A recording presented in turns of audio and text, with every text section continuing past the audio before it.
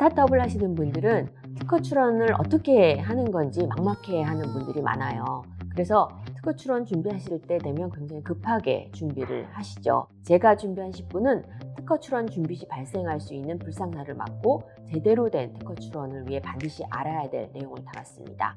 보건산업 창업기업을 위한 10분 강의 아구라스쿨. 저는 특허법인 태평양의 이은경 변리사입니다.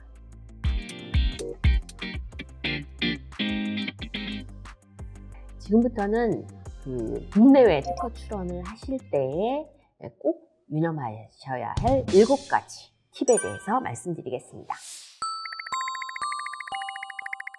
저를 찾아오시는 분들 중에 특허 출원을 해야 되겠어요 하시는데 이거 혹시 논문 발표하셨어요? 아니면 어디 언론이나 이런 데 신문 발표하셨어요? 기사로 발표하셨어요? 그러면 하셨다고 보시는 분들이 있어요. 이거 절대 안 됩니다. 일단 논문 발표 전에 특허 출원을 먼저 하셔야 됩니다. 논문 발표하시고 나면요, 이게 공지됐기 때문에 내가 발표한 자료에 의해서 신규성이 상실되어 버려서 거절을 받게 되죠. 특허를 받을 수 없는 상태가 됩니다. 그럼 만약에 출원 전에 실수로 잘 모르고 발명 내용을 공표를 해버렸어요. 그런 방법이 없느냐? 공개일로부터 1년 안에 출원하시면 됩니다. 우리나라에는 신규성 의제 제도라는 것이 있어서 이미 특허 출원의 특허 발명 내용에 대해서 공표를 했다 하더라도 1년 안에만 신규성 의제 주장을 하면서 출원을 하면 신규성이 상실되지 않은 걸로 봐주는 제도가 있기 때문에 논문 발표를 하시거나 어떤 신문이나 기자들한테 발표를 하신 경우에는 반드시 1년 안에 특허 출원을 하셔야 합니다. 그 다음에 또 한 가지 예는요. 연구를 하시는 분들은 그래요. 논문 같은 경우에는 한 가지 연구를 하시면서 이제 결론을 내리시면서 다양한 어떤 약품 같은 경우에는 다양한 효능에 대해서 설명을 좀 하시는 경우가 있죠. 근데 그게 실제로는 가능성이 있다 정도로 설명을 하셔도 논문 같은 경우에는 아주 폭넓은 연구한 걸로 해서 좋은 평가를 받을 수가 있지만 명세서, 특허 출원하실 때 명세서에 확인되지 않은 내용을 적는다는 것은 나중에 그거에 대해서 내가 특허 출원, 후속 출원을 했을 때 내 발등을 찍는 문제가 발생을 할 수가 있습니다. 그런 경우가 있었어요. 항암제를 개발하신 분인데 항암제의 특허 출원을 하셨어요. 하시면서 그 명세서에 항암제에 대해서 효과와 효능에 대해서 아주 자세히 설명을 하시고 했는데 또 하나는 그 약간 사이드로 그 항암제는 어떻게 보면 혈관을 생성시키는 효능이 있을 수도 있다 라고 한 줄을 적어 놓으셨던 거예요. 그러고 나서는 나중에 그 혈관 신생 기능에 대해서 특허 출원을 다시 보완해서 새로운 출원을 하신 거예요. 개량 발명으로 하셨는데 이미 선출원된 항암제 특허 출원이 공개가 돼 있었고요. 그거의 한 문장 때문에 못 받으시는 경우가 있었습니다. 그래서 제가 늘 말씀드리는 것은 명세서에는 확인되지 않은 용도나 효능에 대해서는 기재하지 마시고 그거는 묻어두셨다가 나중에 더 연구를 하셔서 별도로 출원을 하십시오 라고 설명을 드립니다.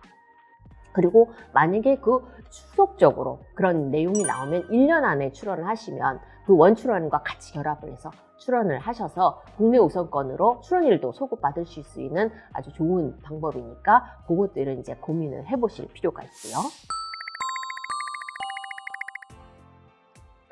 그 다음에 해외 출원도 많이 준비를 하시죠. 해외 출원을 하는 이유는 이미 아실 수도 있어요. 각국마다 각국의 특허 제도가 있고 그 각국에서 특허 받은 내용으로만 그 나라에서는 보호를 받을 수가 있기 때문에 개국의 해외 사업에 진출을 하실 분들은 해외 출원을 준비를 하시게 되는데요. 해외 출원은 국내 출원일로부터 1년 안에 출원을 하시는 것이 좋습니다. 왜냐하면은 1년 안에 출원하면 파리 조약이라는 것이 전 세계 190여 개국에서 조약을 맺어서 최초 출원일로부터 1년 안에만 출원하면 최초 출원한 날짜를 기준으로 특허를 판단을 해주기 때문에 1년 안에 출원을 하실 필요가 있습니다. 근데 문제는 출원 전에 발명을 공개한 경우가 종종 있다고 말씀을 드렸죠. 그런 경우에는 2년 안에 출원을 하면 되느냐? 그렇지 않습니다.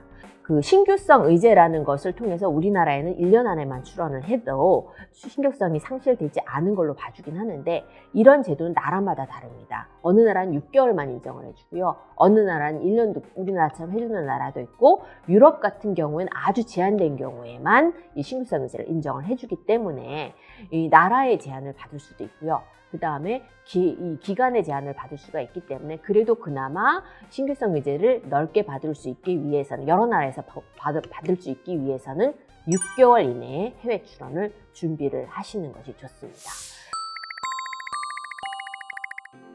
5번째 팁은, 과연 이게 개국별로 직접 출원할 것이냐 아니면 PCT 출원을 할 것이냐, 이 부분은 전략적으로 판단을 하셔야 됩니다. 왜냐하면 PC 출원 같은 경우에는 한 170여 개국 되는 나라를 한번 출원해서 다 커버를 할 수는 있지만, 그리고 이제 개국별로 다 이제 선택해서 들어갈 수 있다는 그런 시간을 버는 장점은 있지만, PCT 출원 자체가 비용이 많이 들어갑니다. 몇백만 원이 들어가기 때문에, 예를 들면 내가 내 기술을 그냥 일본이나 미국 2개국, 해외에는 2나라 정도만 이제 진출할 가능성이 확실하다, 다른 데는 들어갈 이유가 없다, 사업을 할 계획이 없다 라면은 굳이 전 150개 이상을 커버하는 PCT 출원을 해서 추가적인 비용을 드릴 필요가 없는 거고요. 반면에 이게 나라를 확장할 가능성이 아직은 모르지만 조만간 있을 것 같다. 예를 들면 뭐 1년 지난 후에 한 50개국에 출원을 해야 될 수도 있다. 이런 경우라면 PCT 출원을 진행하시는 것이 아무래도 유리합니다. 그리고 또 심사를 얼마나 빨리 받고 싶으냐에 따라서 PCT 국제 출원을 할 것이냐 아니면 개별 출원을 할 것이냐. PCT 국제 출원을 한다는 것은 30개월 후에 각국에서 진행을 하는 것을 상정하고 있기 때문에 이게 좀 늦어질 수도 있거든요. 등록받는 게 늦어질 수도 있기 때문에 그런 부분을 고려해서 개별적으로 진행하실 것인지 국제 특허 출원으로 진행하실지를 판단하실 필요가 있습니다. 그다음 특허 출원을 해외에서 진행을 한 후에 그럼 여러 나라에 진행을 하기 때문에 굉장히 비용이 많이 들어갑니다. 따라서 그 해외 출원의 특허 포트폴리오라고 얘기를 하죠. 그 포트폴리오를 지속적으로 점검을 하셔서 이걸 지속적으로 계속 특허 진행을 할 건지 아니면 불필요한 비용을 좀 줄이기 위해서 좀 포기를 할 것인지를 판단을 해볼 필요가 있고요. 특허가 등록된 후에도 이게 사업성이 없다면 특허 등록 후에 연차료라는 게 매년 들어가기 때문에 이 부분에 대해서도 과연 이 특허를 계속 유지할지 말지 판단해 보실 필요가 있습니다. 다음은 특허 출원을 빨리 등록받고 싶어 하시는 분들이 있어요. 해외에서도 빨리 등록받을 수 있는 방법이 있습니다. 물론 각국별로 뭐 빨리 신속하게 등록을 받을 수 있는 절차가 있긴 하지만, 한 나라에서 등록을 받으면 다른 나라에도 그 심사 결과와 그 심사 등록받기로 한 청구항을 그대로 제출해서 그대로 심사를 받아서 등록을 받을 수 있는 빠르게 등록받는 방법이 있습니다. 예를 들면 우리나라 특허청에서 등록 결정을 받았고 그런 경우에는 등록 결정서와 함께 그 등록 결정을 받은 청구항, 특허 청구 범위, 그거를 미국 특허청에 제출을 하면서 이대로 심사를 해주세요 라고 하면 미국 특허청에서는 아무래도 등록을 받아준 그런 청구항대로 그대로 심사를 하기 때문에 빨리 받을 수 있는 그런 절차가 되어 있는 거죠. 그래서 이 부분은 이제 나라 간에도 이제 그 협약이 되어 있고, 그다음 PCT 국제 출원을 통해서 예비 심사 결과를 받아서 긍정적인 결과를 받은 경우에도 활용을 할 수가 있습니다. 이런 경우에는 비용은 물론 시간도 절약될 수 있기 때문에 많이 활용될 수 있는 방법입니다. 이상 국내외 특허 출원의 팁을 말씀드렸습니다.